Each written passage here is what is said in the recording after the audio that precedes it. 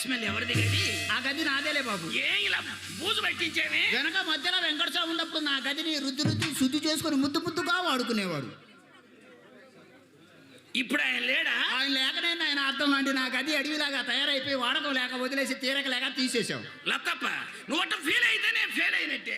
వ్యవసాయం అని అనుకోవచ్చు కానీ వ్యాపారం అనుకోకూడదు. నలుగురు కూలీలు పంపిస్తా, కర్రకు చీపురు కట్టి బూజులు పెంచి బండల కడిగి చున్నం కొట్టి చౌకు చేయించు, రుచావడికన్నా పనికి వస్తుంది. ఊరు పమ్మంటుంది, కాడు రమ్మంటుంది. నాకు నా గదికి అందం అలంకారం ఎందుకులేనాయన. సరే కానీ బాబు, గదులు చూశారు, గదుల్లో అలంకారం చూడండి.